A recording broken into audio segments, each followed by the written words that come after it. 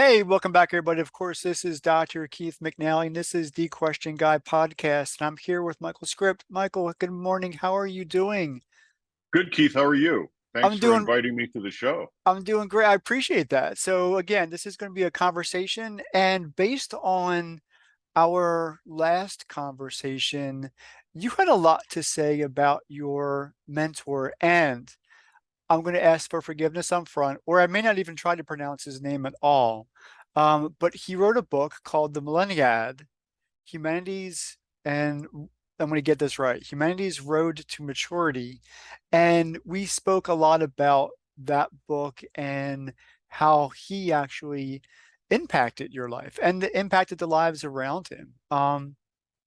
So from that conversation, we talked about legacy because apparently he uh, left you a legacy, and with the passing of Queen Elizabeth, there's that legacy as well. So I don't want to milk that for all that it is, but it's very timely in nature in terms of this conversation. So it's really kind of to get us started, talk to us about who your mentor was and why he was so valuable to you, if you don't Mm. mind.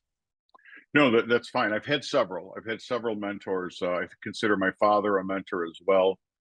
George Tomasovich, George Vid Tomasovich, was a monumental figure in my life, as well as my mother, all for extremely different reasons. But in the realm of George Tomasovich, he was a polylinguist, polyglot. He spoke many languages. He could converse uh, with people on various topics, various complexities. Shied away from technology. He was, he thought that the fax machine was magic. And when it didn't work, I got the phone call as a graduate student to run over there and fix his fax machine or anything else that broke. I remember he always worked in his dining room, and his dining room. When you walked into his dining room, you saw George sitting at the dining room table, and to his right, actually to his left, was a wall of books, just all books from every historical level you could think of. In front of him was a television and a shortwave radio, and he would get broadcasts from all over the world. And so you would sit at the dining room table with the typewriter, and George would dictate to you, and you would type, as best you could for all the different languages that he spoke. You needed to become a polytypist because you needed to figure out all the different keys, the Cyrillic keys, Cyrillic alphabet. It was a chore, and to say that you didn't lose a few calories, I mean, you did.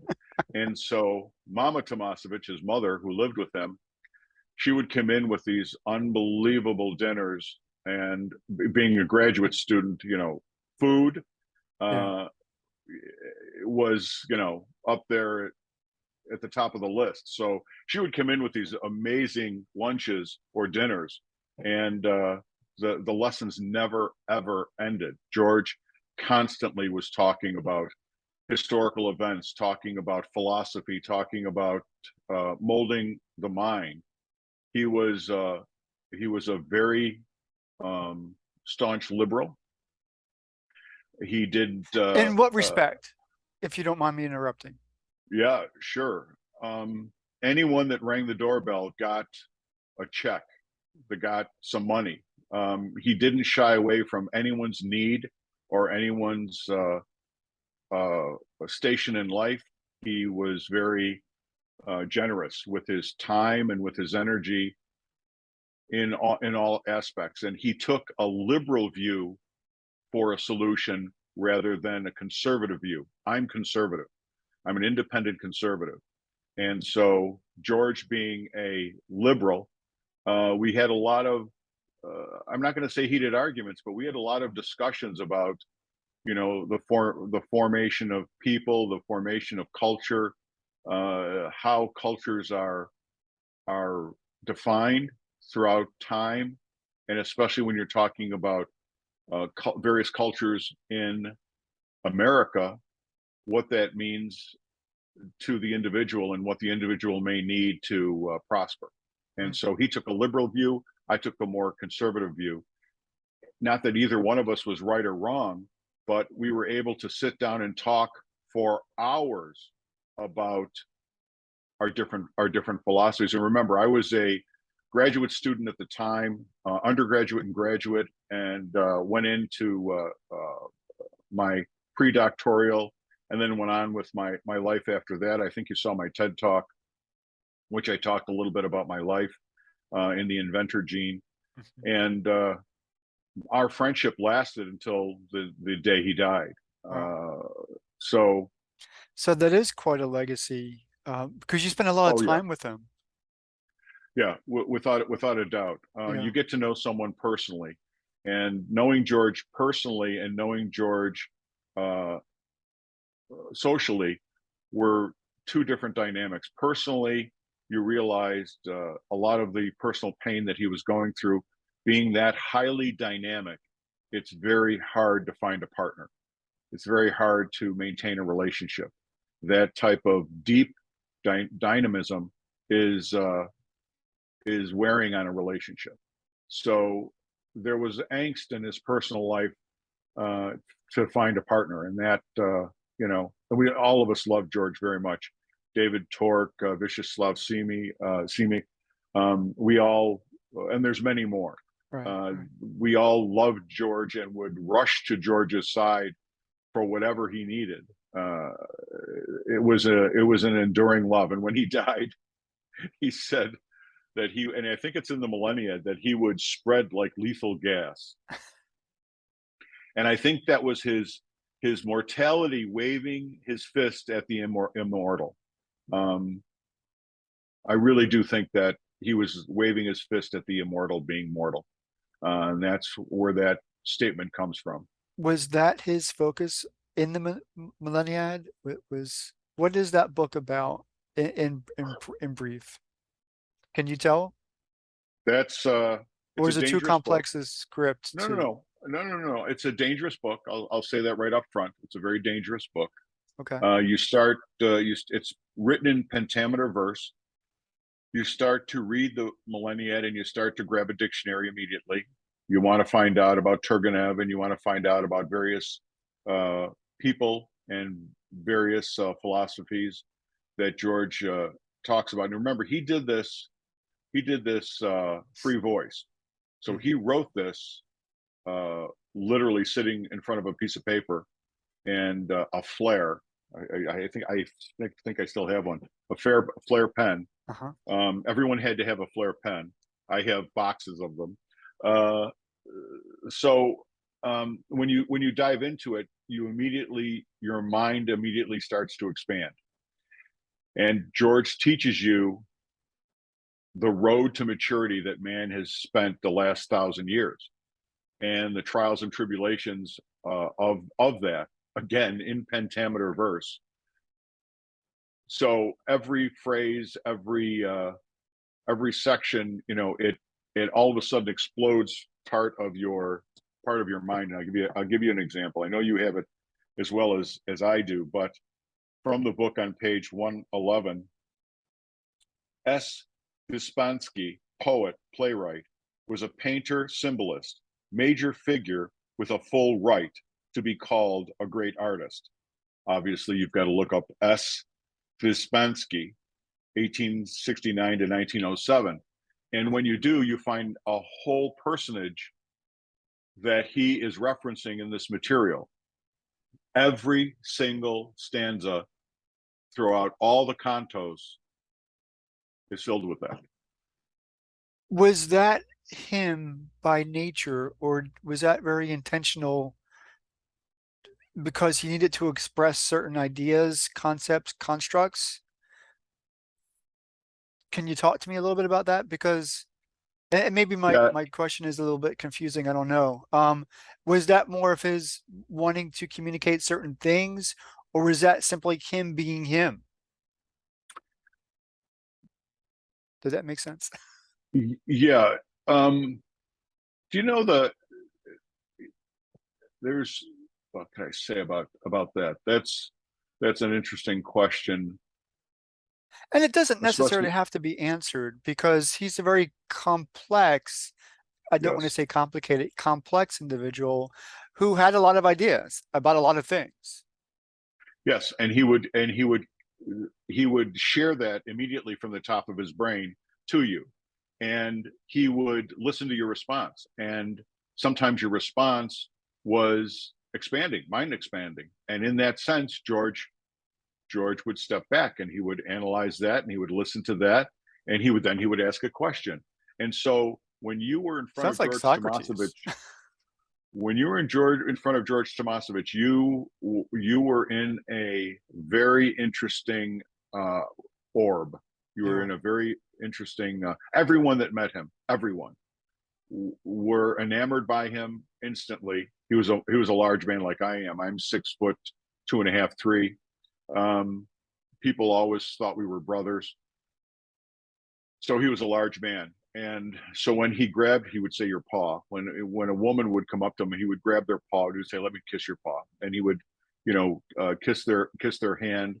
And no matter who they were enchanted by George because they would engage him intellectually, and they would find out, just scratching the surface, this is a man with great intellect.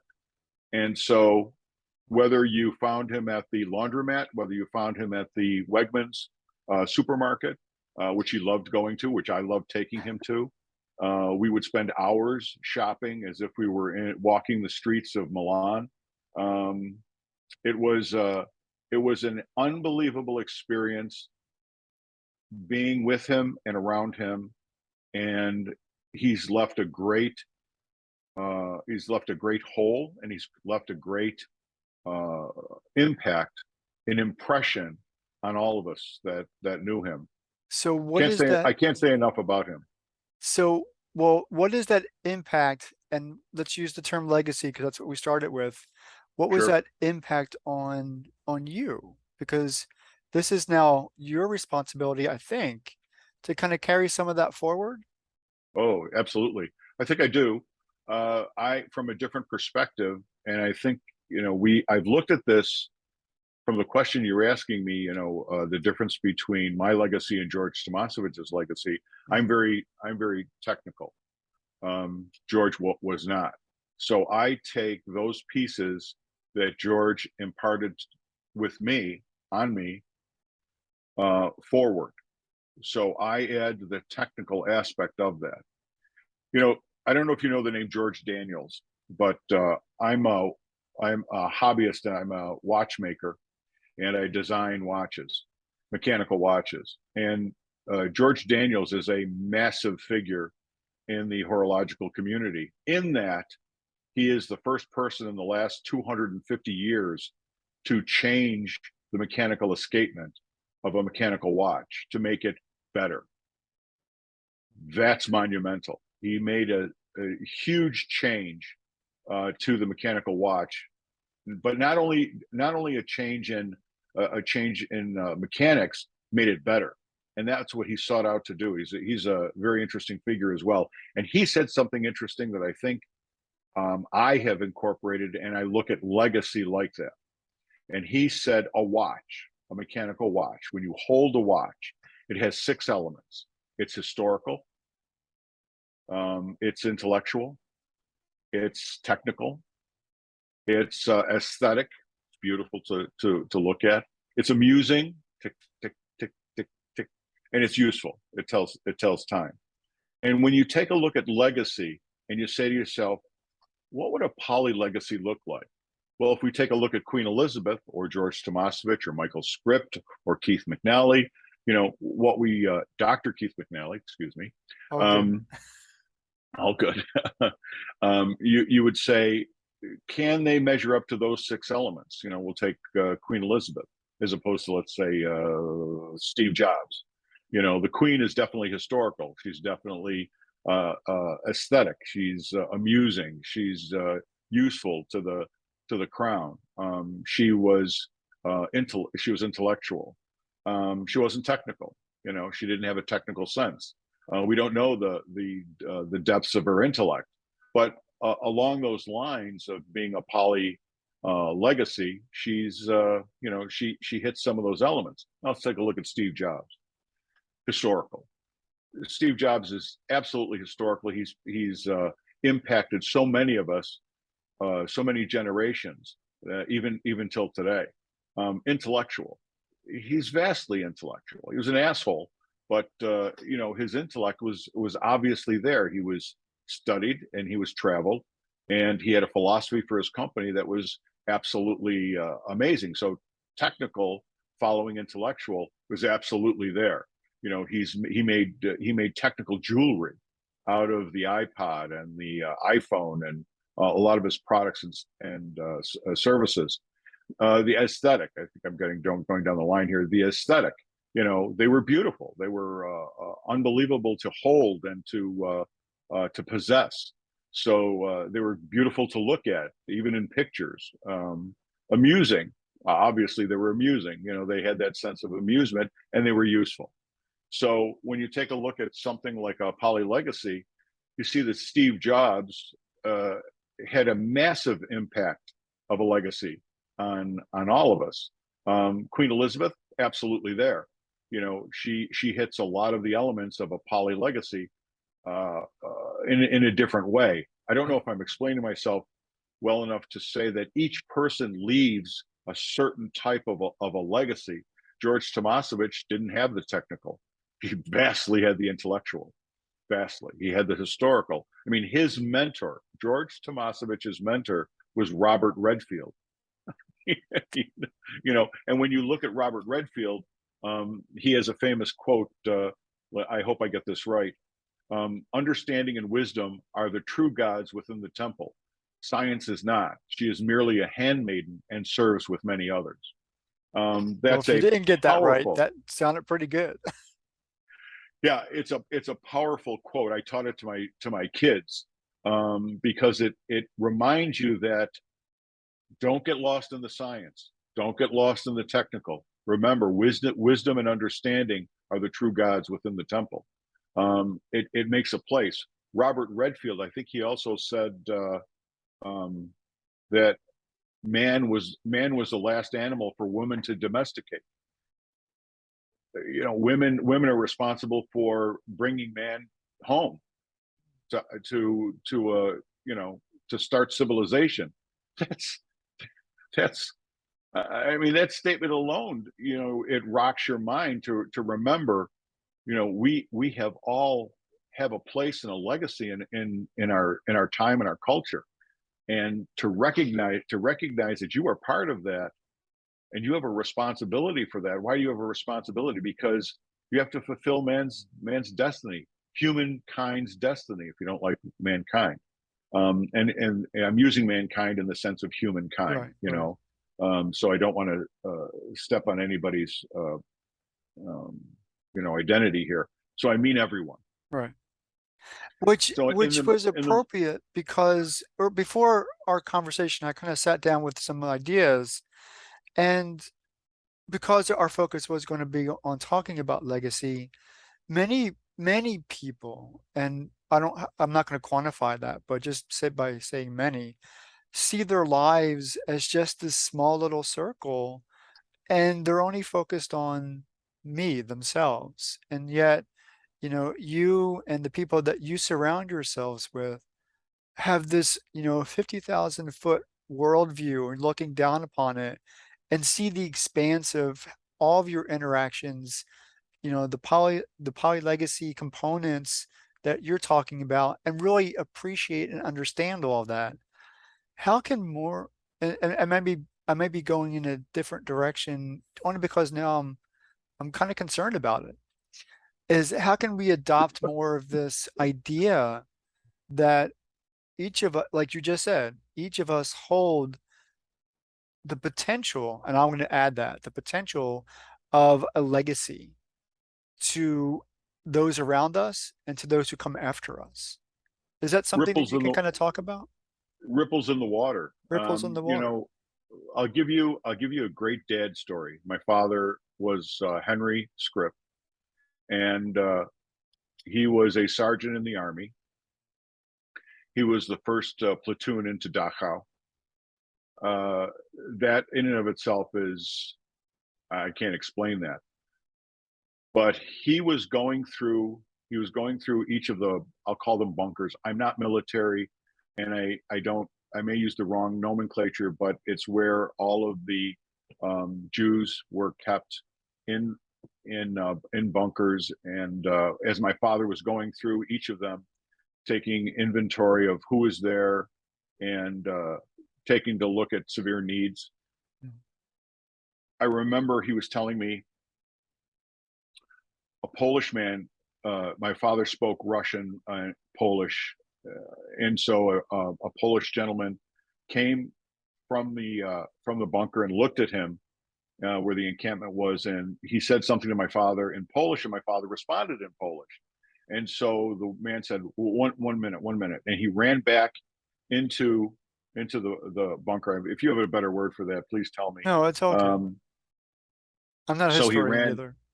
Yeah, he ran in there and he pulled up some floorboards, and he pulled out the Polish flag, and he pressed it into my father's chest, and he said, "We are here. We are still here," in Polish. And my father, now this is my father, 70 years old, sitting on the couch with my son and myself, and he says to me, "You know, I never figured out why that Polish guy was stuck in that camp, in that concentration camp." And I, in that moment, I saw my father as an 18, 20-year old guy from America trying to go to Europe to save something. I looked at him and I said, "Dad, he was a Polish Jew." And he went, "Oh yeah." You know, I, it was an amazing moment.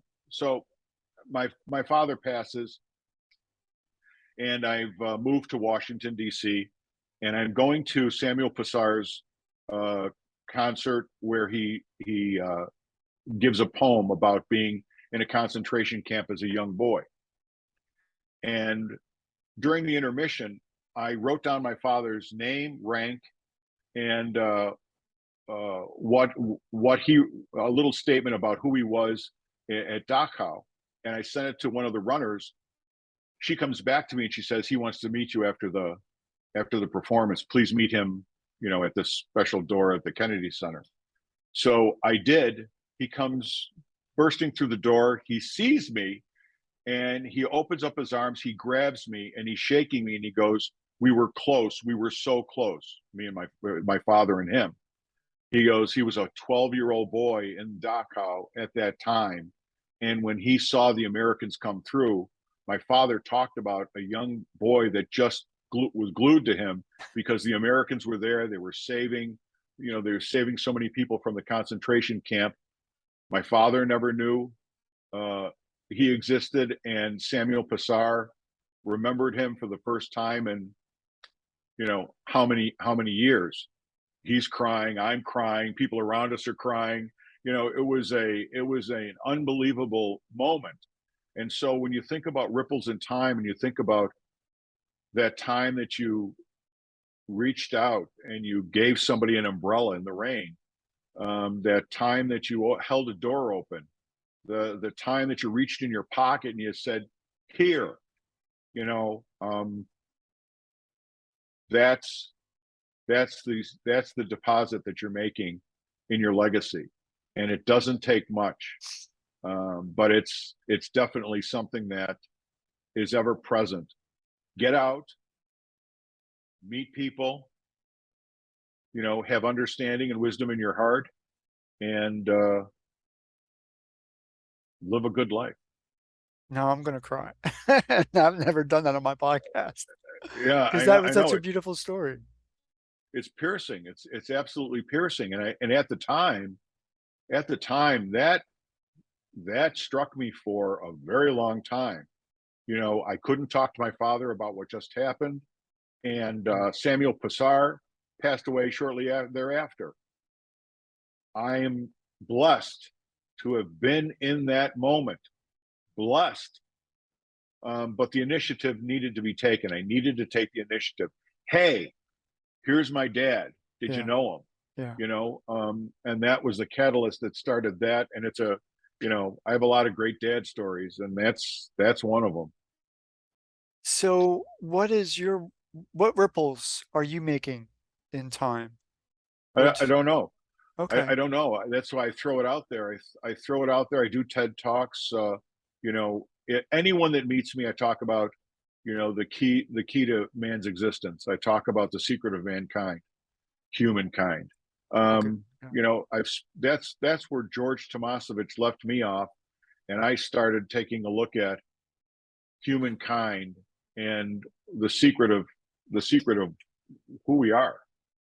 Well, it's odd that you say that he was so removed from technology, and I'll just kind of use that verbiage because in the past 1,000 years, humankind, has been moving towards and closer to almost to the integration of humanity and technology. Did he have any thoughts? Did he see that? I surely he saw that. And He did he have did. any thoughts on that?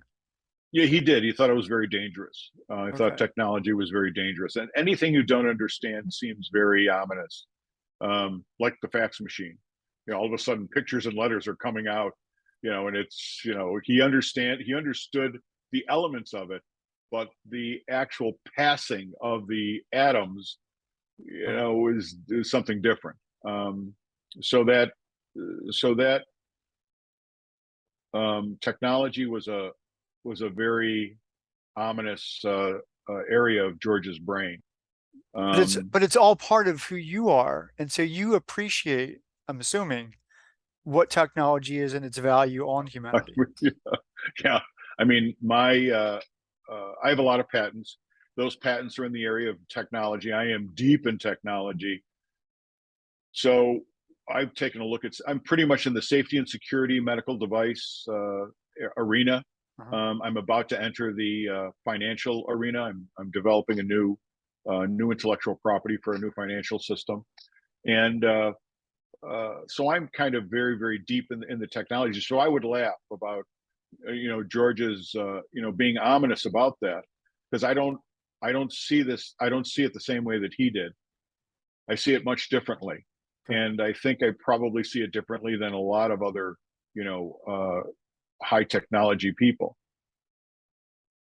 So just getting back to the narrow vision that many of us have on our own legacy or ripples that we make and the bigger picture, is there a way for more people to appreciate the legacy that they make or intend or wants to make? What do you have any thoughts on that? Because obviously now that we're having conversations, already you've just about made me cry. That's on my own show. And so you've made an impact on me. And of course, reading through the Millenniad is a different scope altogether. And I don't even think my brain can handle all of that. It's Right? I don't even and I'm a doctor, but I'm not a medical doctor.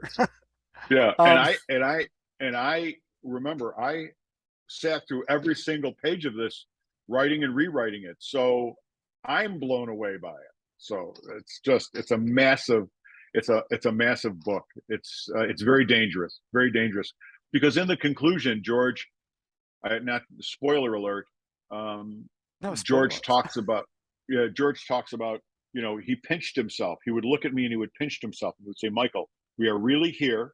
We're really here, and we are in awe. That was his conclusion. We are in awe of what we see before us. Uh, And but for obvious, the general person, how can they truly tap into knowing that they should leave a legacy or that that's really valuable as part of humanity? the dangerous word, legacy. That's why I was fascinated when you asked me. People get people get wonderful and horrible things from legacy. Hmm. Horrible. Some women get breast cancer from the legacy that their mothers leave them. Some people get horrible genetic deformities from the legacy that their parents leave them. So some people's legacy is think of Ponzi scheme. Think of the relatives of Ponzi. You know, it's legacy legacy, like many things, has has a pendulum, and it swings both ways, from the horrible to the wonderful. Right. And so you've got to be self-aware as a person. I go back to Confucius. Confucius had so many wonderful things to say, and so many people have copied that. Jordan Peterson and so many others have copied Confucius and reinterpreted it for modern times, and it's good. I think it's excellent that happens. Be mindful of the things that Confucius says about understanding the moment and making sure that you're good as a person, that you're mindful as a person, that you have good intentions, and then take that next step and look for someone who is good and has good intentions and matches the level of integrity that you have. And then you teach that to your children, and then you participate with your neighbors and in your community, in your city, in your state, in your government, and it ripples like that. It's important to be mindful of it. Does it work? No, it doesn't work. But it's important to be mindful of it. I wish it did. I wish the 12 rules of life. I mean, really, I wish it worked. But like Confucius, it didn't work. There are wonderful things to say, like the Bible, and it's great things to reach for. It is. You should try. Definitely try. But that's not what man's all about. Man isn't about that. Man is about living life. Man is active. We're not rooted in the ground. We can move. We have action, and so we have to take advantage of that action. And so, being knowledgeable about the impact you're making as a moving creature, in the world, that's probably the number one thing that you need to understand, that you're moving and you're destroying or creating. Do you want to be on the destruction side, or do you want to be on the creation side? Man creates. That's who we are, really. Women, men, children, we create. That's the core of who we are. And that's where I differ from George Tomasovich. We are in awe of what we see. We really are here. We do see, we are awestruck by what we see before us. And then man takes a step and starts to create. And so once that happens, once that motion takes place, you're leaving a legacy. You're doing something. It's important.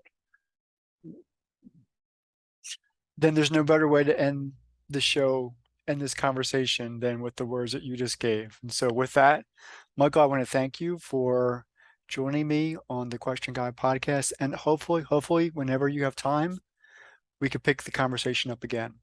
Sound good? Absolutely. Keith, thank you so much for reaching out and asking me that important question. I appreciate it. You're welcome.